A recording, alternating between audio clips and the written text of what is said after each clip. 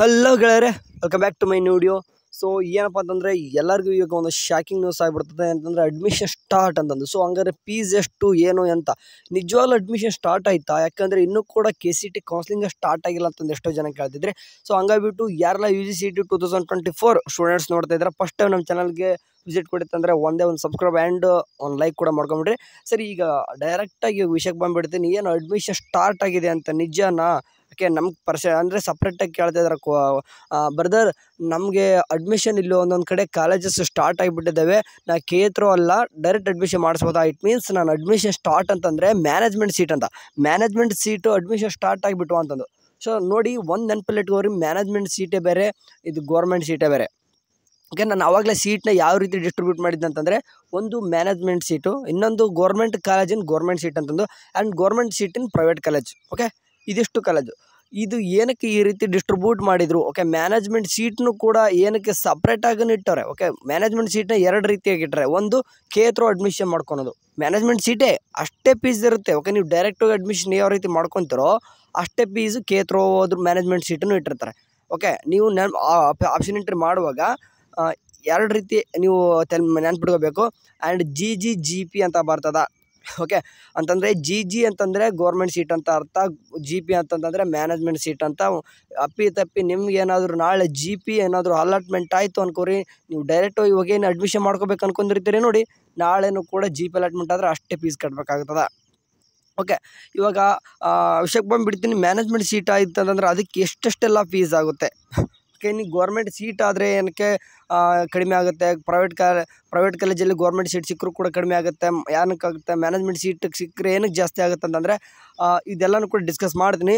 And fees ಬಗ್ಗೆ ಭಾಳ importance ಕೊಡಬೇಕಾಗ್ತದೆ. ಇದ್ರ ನೋಡಿ, ಇಡೀ ಒಂದು ಏನಾದರೂ ಅಡ್ಮಿಷನ್ ಮಾಡ್ಕೋಬೇಕು ಅನ್ನೋದಂತಂದರೆ ನಮ್ಮ ಥ್ರೂ ಯಾವ ರೀತಿ ಮಾಡ್ತಾರೆ ಅಂತಂದರೆ, ಯಾರಿಗೂ ಕೂಡ ಮೋಸ ಆಗ್ಬಾರ್ದು. ಓಕೆ, ಯಾರೆಲ್ಲ ಸ್ವಲ್ಪ ಹುಡುಗರು ಜಾಣ ಇರ್ತಾರೋ ಅವ್ರಿಗೆ ಚೆನ್ನಾಗಿರೋ ಸೀಟು ಚೆನ್ನಾಗಿರೋ ಕಾಲೇಜಲ್ಲಿ ಸಿಗಲಿ. ಆ್ಯಂಡ್ ಮೀಡಿಯಮ್ ಇದ್ದವ್ರಿಗೆ ಮೀಡಿಯಮ್ ಇರೋವಂಥ ಕಾಲೇಜಸ್ಸು, ಆ್ಯಂಡ್ ಪೂರ ಒಂದು ರೀತಿ ಇರೋರಿಗೆ ಅವರು ಪೂರ ಅಂತ ಅಲ್ಲ, ಬಟ್ KCT ಎಕ್ಸಾಮ್ ಬರೆಯುವಾಗ ಅವ್ರಿಗೇನೋ ಇಷ್ಟಪಟ್ಟು ಏನೋ ಒಂದು ತೊಂದರೆ ಆಗಿಬಿಟ್ಟು ಅವ್ರು ಚೆನ್ನಾಗಿ ಬರದೇ ಇರೋದ ಕಾರಣ ಯಾವುದೋ ಒಂದು ಕಾಲೇಜ್ ಸಿಗುತ್ತೆ. ಓಕೆ, ಒಟ್ಟಿನಲ್ಲಿ ಒಂದು ಕಾಲೇಜ್ ಅಂತಾರೋ ಸಿಗ್ತದ. ಬಟ್ ಫೀಸ್ ವಿಚಾರಕ್ಕೆ ಬಂದಾಗ ನೀವು ಅವ್ರು ಹೇಳಿದಷ್ಟೇ ಕಟ್ಟಬೇಕಾಗ್ತದೆ. ಓಕೆ, ಇವಾಗ ಡೈರೆಕ್ಟ್ ವಿಷಯಕ್ಕೆ ಬಂದುಬಿಡ್ತೀನಿ, ಜಾಸ್ತಿ ಕೊರೋದು ಬೇಡ. ಇವಾಗ management seat, first of all ನಿಮಗೆ ಒಂದು ನೆನಪಿಟ್ಕೋರಿ, ಮ್ಯಾನೇಜ್ಮೆಂಟ್ ಸೀಟ್ ಮಾಡ್ಕೊತೀನಿ ಅನ್ನೋದಂತಂದರೆ ಫೀಸ್ ಅಂತೂ ಜಾಸ್ತಿ ಆಗೇ ಆಗ್ತದೆ. ಓಕೆ, ನೀವು ಗೌರ್ಮೆಂಟ್ ಸೀಟ್ ಏನಾದರೂ ಮಾಡ್ಕೊತಂದರೆ ಕಡಿಮೆ, ಅಬ್ಸಲ್ಯೂಟ್ಲಿ ಕಡಿಮೆ ಆಗೇ ಆಗ್ತದೆ. ಬಟ್ ಪ್ರೈವೇಟ್ ಕಾಲೇಜಲ್ಲಿ ನೀವು ಏನಾದರೂ ಮ್ಯಾನೇಜ್ಮೆಂಟ್ ಸೀಟ್ ಹೋಗ್ತೀನಿ ಅಂತಂದರೆ, ನೀವು ಲೈಕ್ ಯಾವುದಾದ್ರೂ ಒಂದು ಕೋರ್ಸ್ ತೊಗೊತೀನಿ ಅಂತಂದರೆ, ಲೈಕ್ ಇಂಜಿನಿಯರಿಂಗ್ ತೊಗೊಳತ್ತಂತಂದರೆ ಫೀಸ್ ಅಂತೂ ಹೆವಿ ಇರ್ತದೆ, ಅದಂತೂ ನೆನ್ಪಿಟ್ಕೋಬೇಕು. ಆ್ಯಂಡ್ ಇನ್ನೊಂದು ಒಂದು ಎಕ್ಸಾಂಪಲ್ ಹೇಳ್ತೀನಿ ನಾನು, ಯಾವುದಾದ್ರೂ ಒಂದು ಕೋರ್ಸ್ ಹೇಳ್ತೀನಿ. ಮ್ಯಾನೇಜ್ಮೆಂಟ್ ಸೀಟ್ ಆಯ್ತಂದರೆ ಎಷ್ಟಾಗ್ತದೆ? ಈಗ BSc ನರ್ಸಿಂಗೇ ತೊಗೊಳ್ಳಿ. BSc ನರ್ಸಿಂಗ್ಗೆ ಒಂದೊಂದು ಕಾಲೇಜಸ್ ಮ್ಯಾನೇಜ್ಮೆಂಟ್ ಸೀಟ್ ಯಾವ ರೀತಿ ಇದೆ ಅಂತಂದರೆ 3 ಲಕ್ಷ, 4 ಲಕ್ಷ, 5 ಲಕ್ಷವರೆಗೂ ಕೂಡ ಸಿಗ್ತದೆ. ಓಕೆ, ಮ್ಯಾನೇಜ್ಮೆಂಟ್ ಸೀಟ್ ಹೇಳ್ತಾ ಇದ್ದೀನಿ ನಾನು. BS ನರ್ಸಿಂಗ್ ಒಂದು ಹೇಳ್ತಿದ್ದೀನಿ ನಾನು. ಆ್ಯಕ್ಚುಲಿ ನಾವು ಇಂಜಿನಿಯರಿಂಗ್ ಹೇಳ್ತಿಲ್ಲ, ವೆಟರ್ನರಿ ಅಗ್ರಿಕಲ್ಚರ್ ಹೇಳ್ತಿಲ್ಲ. ಇಂಜಿನಿಯರಿಂಗ್ ಮಾಡಿದ್ರೆ ಇನ್ನೂ ಕೂಡ ಮ್ಯಾನೇಜ್ಮೆಂಟ್ ಸೀಟ್ ಜಾಸ್ತಿ ಆಗ್ತದೆ. ಇವಾಗ ಅಂದಾಜು ಎಲ್ಲ ಕಾಲೇಜು 3 ಲಕ್ಷ ಇರುತ್ತೆ ಬರ್ತಾರೆ BS ನರ್ಸಿಂಗ್ ಅಂತಂದು. ಸೊ ಆ ರೀತಿಯಲ್ಲ, ಆಲ್ಮೋಸ್ಟ್ ನೋಡಿರಿ, ಈಗ 90% ಕಾಲೇಜಲ್ಲಿ BS ನರ್ಸಿಂಗ್ ಸೀಟ್ ತೊಗೊಳೋದಂತಂದರೆ ಈ ವರ್ಷ 1 ಲಕ್ಷಕ್ಕಂತೂ ಕಡಿಮೆ ಎಲ್ಲೂ ಕೂಡ ಸಿಗಲ್ಲ. ಆ್ಯಂಡ್ ಅದರಲ್ಲೂ ವಿತೌಟ್ CET ವಿತ್ CET ಅಂತ ಮಾಡಿದ್ದಾರೆ. ಮ್ಯಾನೇಜ್ಮೆಂಟ್ ಸೀಟನ್ನು ವಿತೌಟ್ CETನೂ ಕೊಡ್ತಾರೆ, ಅದ್ರ ಬಗ್ಗೆ ಹೊರಿಬೇಡ. ಆ್ಯಂಡ್ ಬಟ್ ಈ ವರ್ಷ ಯಾವ ರೀತಿ ಹಾಕಿದ್ದಾರೆ ಅಂತಂದರೆ, ವಿತೌಟ್ CET ಅಡ್ಮಿಷನ್ ತೊಗೋಬೇಡಿ ಅಂತಂದು ಎಷ್ಟೋ ಸರ್ತಿ RGS ಕಡೆಯಿಂದ ಇನ್ನೂ ಸರ್ಕ್ಯುಲರ್ ಬಂದಿಲ್ಲ, ಬರ್ತದೆ. ಈ ವರ್ಷ ಬಂದಿಲ್ಲ ಅಂದ್ರೆ ಕೂಡ ನೆಕ್ಸ್ಟ್ ಇಯರ್ ಆದರೂ ಬರ್ತದೆ. ಬಟ್ ಈ ವರ್ಷವೂ ಕೂಡ ವಿತೌಟ್ CET ಕೆಲವೊಂದಿಷ್ಟು ಕಾಲೇಜಲ್ಲಿ ತೊಗೊಳ್ತಿದ್ದಾರೆ ಅಡ್ಮಿಷನು. ಓಕೆ, ಆ ರೀತಿನೇ ಏನಾದರೂ 1,20,000 30,000 ಸೀಟ್ ಕೇಳಿದ್ರೆ ಖಂಡಿತ ಹೋಗಬೇಡ್ರಿ ಅಂತ ನಾನು ಹೇಳ್ತೀನಿ. ಆ್ಯಕ್ಚುಲಿ ಏನಂತಂದರೆ 1,20,000 30,000 ಕೊಟ್ಟು ಕಲಿಯುವಷ್ಟು ಕಾಲೇಜ್ ಇದೆಯಾ ಅದು ಮೊದಲು ತಿಳ್ಕೊಬೇಕು. ಯಾಕಂದರೆ ಅದಕ್ಕೆ ಓನ್ ಹಾಸ್ಪಿಟಲ್ ಇರಬೇಕಾಗ್ತದೆ, ಕೆಲವೊಂದಿಷ್ಟು ಫ್ಯಾಕ್ಟ್ರೀಸ್ ಬೇಕಾಗುತ್ತೆ, ಅವ್ರದ್ದೇ ಕೆಲವೊಂದಿಷ್ಟು ಯೂನಿಫಾರ್ಮ ಬುಕ್ಸ್ ಅವರೇ ಕೊಡಬೇಕು, ಇಷ್ಟೆಂದೆಲ್ಲ ದುಡ್ಡು ತೊಗೊಂಡು. ಬಟ್ ಅದಕ್ಕೋಸ್ಕರ ಏನು ಮಾಡ್ತಾರೆ ಅವರು, ಫೀಸ್ ಅಷ್ಟೇ 1,20,000 30,000 ಇಟ್ಬಿಟ್ಟು ಸಪ್ರೇಟಾಗಿ ಏನು ಮಾಡ್ತಾರೆ, ನಿಮಗೋಸ್ಕರನೇ ಮತ್ತು ಸಪ್ರೇಟಾಗಿ ಅದಕ್ಕೆ ಬೇರೆ ದುಡ್ಡು, ಅಂದರೆ ಯೂನಿಫಾರ್ಮ್ ಬೇರೆ, ಡ್ರೆಸ್ಸಿಂಗ್ ಬೇರೆ, ಮತ್ತು ಬೇರೆ ನೋಡ್ತಂದ್ರೆ ಹಾಸ್ಪಿಟಲ್ ಫೀಸ್ ಅಂತ ಬೇರೆ ತೊಗೊಳ್ಳೋದು, ಆ ರೀತಿ ಮಾಡ್ತಾರೆ. ಬಟ್ ಆ ರೀತಿ ಕಾಲೇಜಸ್ ಹೋಗಬೇಡ್ರಿ ಅಂತ ನನ್ನ ಒಪಿನಿಯನ್ ಅಷ್ಟೇ. ಆ್ಯಕ್ಚುಲಿ ಏನಂತಂದರೆ, ನೀವು ದುಡ್ಡೇ ಕೊಟ್ಟು ಹೋಗ್ತೀನಿ ಅಂತಂದರೆ ನಿಮ್ಮ ನಾಳೆ ಎಕ್ಸಾಮ್ನಲ್ಲಿ ಚೆನ್ನಾಗಿ ಮಾರ್ಕ್ಸ್ ಬರಬೇಕು. ಲೈಕ್ ಒಂದು ಎಕ್ಸಾಂಪಲ್ ಹೇಳ್ತೀನಿ, ಈ ರೀತಿ ಹೇಳ್ಬಾರ್ದು, ಬಟ್ ಆದರೂ ಕೂಡ ಹೇಳ್ತೀನಿ. ಆ್ಯಕ್ಚುಲಿ ಏನಂತ ನಮ್ಮ ಒಂದು BS ನರ್ಸಿಂಗೇ ತೊಗೊಳ್ತಿದ್ದೆ ನಾನು, ಮತ್ತೇನೋ ತೊಗೊಳ್ತಿದ್ದಿಲ್ಲ. ಈ ನರ್ಸಿಂಗ್ ಅಂತ ತೊಗೊಂಡಾಗ ಏನಾಗುತ್ತೆ ಅಂತಂದರೆ, ಪಾಸ್ ಆಗೋದು ಅಷ್ಟೇ, ಪಾಸ್ ಆಗೋದಂತೂ ಸ್ವಲ್ಪ ಚೆನ್ನಾಗಿ ಓದಿ ಪಾಸ್ ಆಗ್ತಾರೆ. ಓಕೆ, ಕೆಲವೊಂದಿಷ್ಟು ಪಾಸ್ ಆಗೋಕ್ಕೆ ಎಷ್ಟೊಂದು ಜನ ಒದ್ದಾಡ್ತಾರೆ. ಬಟ್ ಪಾಸ್ ಆಗ್ಬೇಕು, ಅಟ್ಲೀಸ್ಟ್ ನೀವು ಅಲ್ಲಿ ಕೊಷ್ಟೊಂದೆಲ್ಲ ದುಡ್ಡು ಕೊಟ್ಟು ಹೋಗ್ತೀನಿ ಅಂದಾಗ ನೀವು ಪಾಸ್ ಆಗಬೇಕು. ಬಟ್ ನಿಮ್ಗೆ ಅಲ್ಲಿ ಏನಾಗುತ್ತೆ ಅಂತಂದರೆ ದುಡ್ಡು ಕೊಟ್ಟು ಇರ್ತಾರೆ, ಅಲ್ಲಿ ಒಬ್ಬನು ಏನು ಹೇಳ್ಕೊಡೋರಿಲ್ಲ. ಓಕೆ, ಯಾಕಂದ್ರೆ ಪ್ರೈವೇಟ್ ಕಾಲೇಜಲ್ಲಿ ಎಷ್ಟು ದುಡ್ಡು ಕೊಟ್ಟಿರ್ತಾರೆ ಅಂದರೆ ಅಟ್ಲೀಸ್ಟ್ MCQ ಕ್ವಶನ್ ಆದರೂ ಬಂದು ನಿಮ್ಗೆ ಆನ್ಸರ್ ಹೇಳ್ಬೇಕಾಗ್ತದೆ ಎಕ್ಸಾಮ್ ಹಾಲಲ್ಲಿ. ಬಟ್ ಅದು ಕೂಡ ಮಾಡಲ್ಲ. ಓಕೆ, ನಾನು ನಿಮಗೆ ಇಷ್ಟೇನಕ್ಕೆ ಹೇಳ್ತಿದ್ದೀನಿ ಅಂತಂದರೆ, ಮ್ಯಾನೇಜ್ಮೆಂಟ್ ಸೀಟ್ ತೊಗೊಳ್ತೀನಿ ಅಂತಂದರೆ 1 ಲಕ್ಷ ಒಳಗಡೆ ಇದ್ದರೆ ಮಾತ್ರ ಹೋಗ್ರಿ, 1 ಲಕ್ಷ ಒಳಗಡೆ ಇದ್ದರೆ ಮಾತ್ರ ಹೋಗ್ರಿ. ಅದನ್ನ ಬಿಟ್ಟರೆ ಬೇರೆ ಎಲ್ಲೂ ಕೂಡ ಹೋಗಬೇಡ್ರಿ. ಓಕೆ, ನೀವು ಏನಾದರೂ KCET ಎಲ್ಲ ಎಕ್ಸಾಮ್ ಬರ್ದಿದ್ದೀನಿ, ಎಲ್ಲ ಕೂಡ ರ್ಯಾಂಕ್ ಚೆನ್ನಾಗಿದೆ ಅಂತಂದರೆ ಅಟ್ಲೀಸ್ಟ್ ಓಕೆ, ನಿಮ್ಗೆ ಇನ್ನೂ ಭಯ ಇರ್ತದೆ, ನಂಗೆ ಸೀಟ್ ಸಿಗುತ್ತೋ ಇಲ್ಲ ಅಂತ ಭಯ ಇರ್ತದೆ. ಅಟ್ಲೀಸ್ಟ್ ಫಸ್ಟ್ ರೌಂಡ್ವರೆಗೂ ಕಾಯಿರಿ. ಇನ್ನೂ ಕೂಡ ಏನು ಅಡ್ಮಿಷನ್ ಎಲ್ಲನೂ ಕೂಡ ಕಾಲೇಜಲ್ಲಿ ಯಾವ ಕೂಡ ಮುಗಿಯಲ್ಲ. ಓಕೆ, ಅಡ್ಮಿಷನ್ ಇವಾಗಲೇ ಸ್ಟಾರ್ಟ್ ಆಗಿರ್ತಾವೆ ಹೊರತು ಇನ್ನೂ ಕೂಡ ಮುಗಿದಿರಲ್ಲ, ಹೆಂಗಿದ್ರು ಸೀಟ್ ಇದ್ದೇ ಇರ್ತಾವೆ. ಓಕೆ, ನೀವು ಫಸ್ಟ್ ರೌಂಡ್ ಅಟ್ಲೀಸ್ಟ್ ಮುಗಿಯೋವರೆಗೂ ಇದ್ದರೆ ಅವಾಗ ನಿಮ್ಗೆ ಒಂದು ಇನ್ ಕೇಸ್ ಫಸ್ಟ್ ರೌಂಡಲ್ಲಿ ನಿಮ್ಗೆ ಏನಾದರೂ ಸೀಟ್ ಅಲಾಟ್ಮೆಂಟ್ ಆಗದೆ ಹೋಗಿದ್ದರೆ ಅವಾಗ ಏನಾದರೂ ಮಾಡಿರಿ. ಬಟ್ ನಾನು ಹೇಳ್ತೀನಿ ನೋಡಿ, 2,30,000ವರೆಗೂ ಕೂಡ ಎಲ್ಲರೂ ಕೂಡ ಸೀಟ್ ಸಿಗ್ತದೆ. ಯಾವುದೇ ಒಂದು ಕೋರ್ಸ್ ಆಗಿರಲಿ, ನೀವು ಇಂಜಿನಿಯರಿಂಗ್ ಆದರೂ ತಗೋರಿ, ಯಾವುದೇ ಒಂದು ಕೋರ್ಸ್ ತಗೋರಿ, 2 ಲಕ್ಷ ಅಂದರೆ ನಿಮಗೆ ಅಗ್ರಿ, ವೆಟ್ರನರಿ ಈ ಥರ ಕೋರ್ಸ್ಗಳು ನಿಮಗೆ ಸಿಗಲ್ಲ. ಆ್ಯಂಡ್ ನಿಮ್ಗೆ ಇಂಜಿನಿಯರಿಂಗ್ ಮಾಡ್ತೀನಿ, ಕೆಲವೊಂದಿಷ್ಟು BSc ನರ್ಸಿಂಗ್ ಇಂಥ ಮಾಡ್ತೀನಿ ಅಂತಂದರೆ 2,30,000ವರೆಗೂ ಕೂಡ ನಿಮ್ಮ ರ್ಯಾಂಕ್ ಇದ್ದರೂ ಕೂಡ ಯಾವುದೋ ಒಂದು ಕಾಲೇಜ್ ಅಲಾಟ್ ಹಾಗೆ ಆಗ್ತದೆ. ಆ್ಯಂಡ್ ನೀವು ಆಪ್ಷನ್ ಎಂಟ್ರಿ ಚೆನ್ನಾಗಿ ಮಾಡಬೇಕು. ಸರಿ, ಇವಾಗ ಫೀಸ್ ಬಗ್ಗೆನೂ ಕೂಡ ಮಾತಾಡಿದೆ ನಾನು. ಮ್ಯಾನೇಜ್ಮೆಂಟ್ ಸೀಟು ಪ್ರೈವೇಟ್ ಕಾಲೇಜಲ್ಲಿ ಹೋದರೆ ಈಗ ಆ್ಯಾವ್ರೇಜ್ ಹೇಳಿದೆ 1,20,000 ಮೇಲೇ ಇರ್ತದೆ ಅಂತಂದು. And in case government seat private college ಸಿಕ್ಕರೆ ಯಾವ ರೀತಿ ಆಗುತ್ತೆ, ಲೈಕ್ ಅದೇ ಹೇಳಿದೆ ನಾನು. ಪ್ರೈವೇಟ್ ಕಾಲೇಜ್ ನಿಮ್ಮ ಹತ್ರನೇ ಯಾವುದೋ ಒಂದು ಕಾಲೇಜ್ ಇದೆ, ಅದು ಮ್ಯಾನೇಜ್ಮೆಂಟ್ ಸೀಟು 1,20,000 ಇದೆ ಅಂತ ಅನ್ಕೋರಿ. ಅದೇ ಕಾಲೇಜ್ ನಿಮ್ಗೆ ನಾಳೆ ಥ್ರೂ ಅಲಾಟ್ಮೆಂಟ್ ಆಯ್ತು ಅಂತಂದರೆ ಫೀಸ್ ಎಷ್ಟು ಬರುತ್ತೆ? ಓಕೆ, ಅದ್ರದ್ದು ಕಾಲೇಜು ಹಾಫ್ ಬರುತ್ತೆ ನೋಡಿರಿ. 1,20,000 ಇತ್ತು ಅಂತಂದರೆ ನೀವು ಥ್ರೂ ಹೋಗಿಬಿಟ್ರೆ 60,000 ಬರ್ತದೆ. ಓಕೆ, ಸೇಮ್ ಇದೇ ರೀತಿ ಕೂಡ ಇವಾಗ ನಮ್ಮ ಇಂಜಿನಿಯರಿಂಗ್ ಅಂತೂ ಆಲ್ಮೋಸ್ಟ್ ಎಲ್ಲನೂ ಕೂಡ 80ರಿಂದ 1 ಲಕ್ಷ ಇತ್ತು. ಓಕೆ, 80ರಿಂದ 1 ಲಕ್ಷದೊಳಗೆ ನೀವು ಏನಾದರೂ ಪ್ರೈವೇಟ್ ಕಾಲೇಜಲ್ಲಿ ಗೌರ್ಮೆಂಟ್ ಸೀಟ್ ತೊಗೊಂಡ್ರೆ 80ರಿಂದ 1 ಲಕ್ಷ ಇತ್ತು. ಬಟ್ ಇವಾಗ ಏನಾಗ್ತದೆ ಅಂತಂದರೆ 10% ಜಾಸ್ತಿ ಮಾಡಿದಾರೆ. 10% ಜಾಸ್ತಿ ಆಗ್ತದೆ. ಲೈಕ್ 80,000 ಇತ್ತಂದರೆ 88,000 ಆಗುತ್ತೆ, 90,000 ಇತ್ತಂದರೆ 99,000 ಆಗ್ತದೆ, 1 ಲಕ್ಷ ಇತ್ತಂದರೆ 1,10,000 ಆಗ್ತದೆ. ಆ್ಯಂಡ್ ಇನ್ನೊಂದು, ಇಂಜಿನಿಯರಿಂಗಲ್ಲಿ ಎಸ್ ಅಂಕಿ ಕೋಟ ಅಲಾಟ್ ಆಗಬೇಕು ಅಂತಂದರೆ ಆಯಿತು ಅಂತ ಅನ್ಕೋರಿ. ಸಾರಿ, ಆಗಬೇಕಂತಲ್ಲ, ಆಯಿತು ಅಂತಂದರೆ ಟ್ಯೂಷನ್ ಫೀಸ್ ಕಟ್ಟೋದಂತ ಏನಿರಲ್ಲ.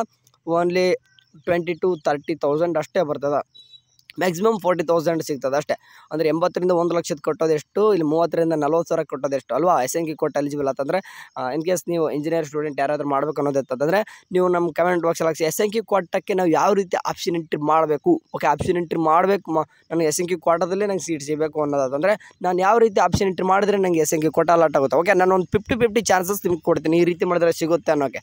ಓಕೆ, ಅದು ಲಕ್ಕಿ ಮೇಲೆ ಇರ್ತದೆ. ಬಟ್ ಆದಷ್ಟು ನಾನು ಹೇಳ್ದಂಗೆ ನೀವೇನಾದರೂ ಆಪ್ಷನ್ ಎಂಟ್ರಿ ಮಾಡಿದರೆ ಒಂದು 50-50 ಚಾನ್ಸ್ ಅದು ಸಿಗುತ್ತೆ. ಓಕೆ, ಅಂದರೆ 1% ಚಾನ್ಸ್ ಇರುತ್ತೆ ನಿಮಗೆ SNK ಕೋಟ ಸಿಗೋಕ್ಕೆ ನೀವು ಆಪ್ಷನ್ ಎಂಟ್ರಿ ಮಾಡಿದಾಗ.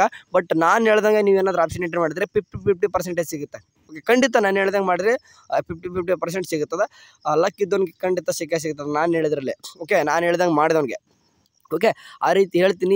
ಹೆಂಗಂದರೆ ನಿಮಗೆ ಬೇಸ್ಡ್ ನೀವು ಕಾಲೇಜು ಮತ್ತು ನೀವು ಕಟ್ ಆಫ್ ಇನ್ನೆಲ್ಲ ಕೂಡ ನೋಡ್ಕೊಂಡು ಮಾಡಬೇಕು. ಸೊ ಹಂಗಾಗಿಬಿಟ್ಟು ನಿಮ್ಗೆ ಹೇಳ್ತೀನಿ ಯಾವ ರೀತಿ ಮಾಡೋದು ಅಂತಂದು. ಸಪ್ರೇಟಾಗಿ SNK ಕೋಟದ ಬಗ್ಗೆ ಸಪ್ರೇಟಾಗಿ ಮಾಡ್ತೀನಿ ಇನ್ನೊಂದು ಟೈಮ್ ವೀಡಿಯೋನ. ಸರಿ, ಇವಾಗ ಹೇಳಿದೆ ನಾನು ಪ್ರೈವೇಟ್ ಕಾಲೇಜಲ್ಲಿ 60,000 ಬರ್ತದೆ. ಗೌರ್ಮೆಂಟ್ ಸೀಟ್ ಸಿಕ್ಕರೆ ಗೌರ್ಮೆಂಟ್ ಕಾಲೇಜಲ್ಲಿ, ಓಕೆ, ಗೌರ್ಮೆಂಟ್ ಕಾಲೇಜಲ್ಲಿ ಗೌರ್ಮೆಂಟ್ ಸೀಟ್ ಬಿಟ್ಟರೆ ಪ್ರೈವೇಟ್ ಸೀಟ್ ಯಾವ ಇರಲ್ಲ ಬಿಡಿ. First of all government college ಸಿಕ್ಕರೆ ಎಷ್ಟು ಆಗುತ್ತೆ ಫೀಸ್ ಅನ್ನೋದಂತಂದರೆ, ನಾನು ಇಂಜಿನಿಯರಿಂಗ್ ಒಂದು ಎಕ್ಸಾಂಪಲ್ ತೊಗೊಳ್ತಿದ್ದೀನಿ, ಅಷ್ಟೇ ನೆನ್ಪಿಟ್ಕೋಬೇಕು. ನೀವು ಇಂಜಿನಿಯರಿಂಗ್ ತೊಗೊಳ್ತೇನೆ ಅಂದರೂ ಕೂಡ ಫೀಸ್ ಕಡಿಮೆ ಇರ್ತದೆ, ವರಿ ಬೇಡ. ಓಕೆ, ಈಗ ಗೌರ್ಮೆಂಟ್ ಕಾಲೇಜಲ್ಲಿ ಸಿಕ್ತಪ್ಪ ಅನ್ಕೊಂಡ್ರೆ BS ನರ್ಸಿಂಗು 15,000 ಒಳಗಡೆನೇ ಇರುತ್ತೆ, 15,000 ಒಳಗಡೆ ಮೇಲ್ಗಡೆ ಅಂತೂ ಇರೋಲ್ಲ. Okay, for annum. ಸೊ ಇದೆಲ್ಲ ಏನಕ್ಕೆ ನಾನು ಫೀಸ್ ಬಗ್ಗೆನೇ ಪದೇ ಮಾತಾಡ್ತಿದ್ದೀನಿ ಅಂತಂದರೆ, ನೀವು ಒಂದು ಫ್ಯಾಕ್ಟರ್ಸ್ ಇವೆಲ್ಲ ನಾಳೆ ನೀವು ಕಾಲೇಜ್ ಹೋಗಿ ಅಡ್ಮಿಷನ್ ಮಾಡ್ಕೊತೀನಿ ಅಂತಂದರೆ 4 ವರ್ಷ ಅಲ್ಲೇ ಇರ್ತೀರ, 4 ವರ್ಷನೂ ಫೀಸ್ ಕೂಡ ಕಟ್ಟಬೇಕು. ನೀವೇನು ಕೆಲಸ ಮಾಡ್ತೀರಾ 4 ವರ್ಷನ? ಇಲ್ಲ, ಚಾನ್ಸ್ ಇಲ್ಲ. ಯಾಕಂತಂದರೆ ನೀವು ಸ್ಟಡಿಗೆ ಬಿಸಿ ಆಗ್ತೀರಾ 4 ವರ್ಷ.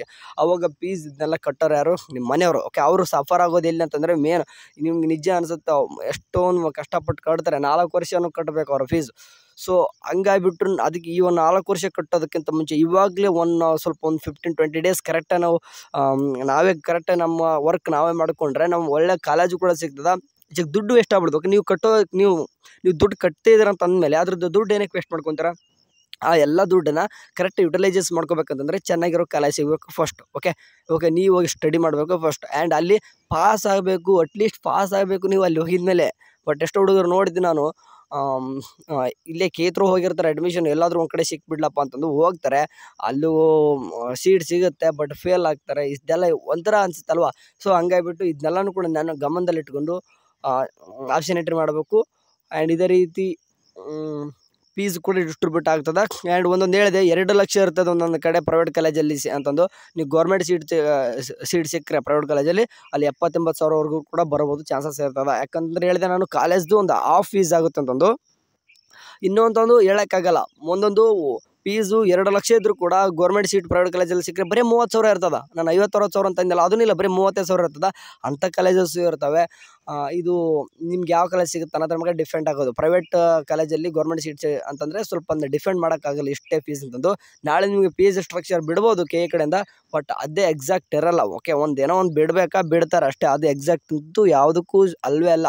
ನಿಮ್ಮ ಸೀಟ್ ಮ್ಯಾಟ್ರಿಕ್ಸ್ ಬಿಡ್ತಾರಲ್ಲ ಅದು ಎಕ್ಸಾಕ್ಟ್ ಇರ್ತದೆ, ಕೂಡ ಒಂಚೂರು ಕೂಡ ಚೇಂಜ್ ಆಗಲ್ಲ.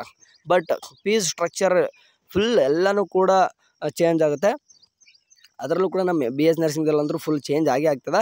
ಆ್ಯಂಡ್ ಹೇಳಿದೆ ನಾನು ಮ್ಯಾನೇಜ್ಮೆಂಟ್ ಸೀಟನ್ನು ಕೂಡ ಕೇತ್ರು ಇರ್ತವೆ, ಸ್ವಲ್ಪ ನೋಡ್ಕೊಂಡು ಆಪ್ಷನ್ ಎಂಟ್ರಿ ಮಾಡಿರಿ. ಅದಕ್ಕೆ ಆಪ್ಷನ್ ಎಂಟ್ರಿ ಬಿಟ್ಟ ತಕ್ಷಣ ಸಡನ್ನಾಗಿ ಯಾರು ಕೂಡ ಮಾಡೋಕ್ಕೆ ಹೋಗಬೇಡಿ. ನಾನು ಹೇಳ್ತೀನಿ, ಟೈಮ್ ಕೊಡ್ರಿ. ಅದಕ್ಕೋಸ್ಕರ ಟೈಮ್ ಇದ್ದೇ ಇರ್ತದೆ, 3 ದಿನ ಟೈಮ್ ಇರ್ತದೆ. ಬಿಟ್ಟ ತಕ್ಷಣ ಮಾಡೋಕ್ಕೆ ಹೋಗ್ಬೇಡ್ರಿ ಅಂತ ಹೇಳ್ತೀನಿ. ಕೆಲವೊಂದಿಷ್ಟು ನಾನೇ ಯೂಟ್ಯೂಬ್ ನೋಡ್ರಿ ಅಂತ ಹೇಳಲ್ಲ, ಬೇರೆ ಯೂಟ್ಯೂಬರ್ಸ್ ಅದು ಹೇಳ್ತಿರ್ತಾರೆ. ಒಂದು ಬಿಟ್ಟು ಆದ್ಮೇಲೆ ಒಂದು ವಿಡಿಯೋ ನೋಡ್ರಿ, ಅದಾದಮೇಲೆ ಮಾಡ್ರಿ ಅಂತ ಹೇಳ್ತೀನಿ. ಆ್ಯಂಡ್ ಸದ್ಯಕ್ಕಂತೂ ನಿಮ್ದು ಇನ್ನೂ ಕೂಡ ಕೌನ್ಸ್ಲಿಂಗ್ ಸ್ಟಾರ್ಟ್ ಆಗೋಕ್ಕೆ ಲೇಟ್ ಆಗ್ತಾಯಿದೆ. ಯಾಕಂತಂದರೆ ಹೇಳಿದೆ ನಾನು, ಇವತ್ತೇನಾದರೂ ಒಂದು ನೀಡ್ದು ಏನಾದರೂ ಒಂದು ಬಂತಂದರೆ, ಇವತ್ತೇನಾದರೂ ಕೆ ಕಡೆಯಿಂದ ನಮ್ಗೆ ಏನಾದರೂ ಒಂದು ರೆಸ್ಪಾನ್ಸ್ ಬರ್ರಿ ಅಂತ ನಾನು ಕೇಳ್ತಿದ್ದೀನಿ. ಸರಿ, ಆದಷ್ಟು ನಿಮ್ಗೆ ಏನಾದರೂ ಅಪ್ಡೇಟ್ ಬಂತಂದ್ರೆ ತಿಳಿಸ್ತೀನಿ. ಸದ್ಯಕ್ಕೆ ಮ್ಯಾನೇಜ್ಮೆಂಟ್ ಸೀಟ್ ಅಂತೂ ಅಷ್ಟೇ ಸ್ಟಾರ್ಟ್ ಆಗಿದಾವೆ. ಕೆ ಸೀಟ್ ಇನ್ನೂ ಕೂಡ ಲೇಟ್ ಆಗ್ತದೆ. ಅಡ್ಮಿಷನ್ಗೆ ಇನ್ನೂ 1.5 ಮಂತ್ ಆಗೇ ಆಗ್ತದೆ. ಅಲ್ಲಿವರೆಗೂ ನೀವು ವೇಟ್ ಮಾಡಲೇಬೇಕು ಅಷ್ಟೇ. ಓಕೆ, ಇದೇ ರೀತಿ ಏನಾದರೂ ನಮ್ಮ ಕೆ ಕಡೆಯಿಂದ ಅಪ್ಡೇಟ್ ಬಂದರೆ ನಿಮ್ಗೆ ತಿಳಿಸ್ತೀನಿ. ಆ್ಯಂಡ್ ನಿಮಗೆ ಡೌಟ್ಸ್ ಇದ್ದೇ ಇರ್ತಾವೆ, ಕೌನ್ಸ್ಲಿಂಗ್ ರಿಲೇಟೆಡ್ ಏನಾದರೂ ಡೌಟ್ಸ್ ಇತ್ತು ಅಂತಂದ್ರೆ ಕಮೆಂಟ್ ಸೆಕ್ಷನಲ್ಲಿ ಹಾಕ್ರಿ. ನಾನು ಬೇಕಾದರೆ ಪ್ರಿವಿಯಸ್ ಒಂದು ಯಾವುದಾದ್ರೂ ವೀಡಿಯೋಸ್ ತಗೊಂಡು ನೋಡಿರಿ, ಕಮೆಂಟಲ್ಲಿ ಆದಷ್ಟು ನಾನು ಏನು ಮಾಡ್ತೀನಿ, ಒಂದು 90% ಅದಕ್ಕೆ ರಿಪ್ಲೈ ಮಾಡೋಕ್ಕೆ ಟ್ರೈ ಮಾಡಿರ್ತೀನಿ. ಹಿಂಗೆ ಅದೇ ರೀತಿ ಈ ಒಂದು ವೀಡಿಯೋಗೂ ಕೂಡ ನೀವು ಕಮೆಂಟ್ ಹಾಕ್ರಿ, ಅದಕ್ಕೂ ಕೂಡ ಆನ್ಸರ್ ಮಾಡೋಂಥ ಪ್ರಯತ್ನ ಮಾಡ್ತೀನಿ. ಸರಿ, ಏನಾದರೂ ಕೆ ಅಪ್ಡೇಟ್ ಬಂದರೆ ನಿಮ್ಗೆ ತಿಳಿಸ್ತೀನಿ. ಅಲ್ಲಿವರೆಗೂ ಚಾನಲ್ ನೋಡ್ತಾರೆ. ಟೇಕ್ ಕೇರ್, ಬಾಯ್.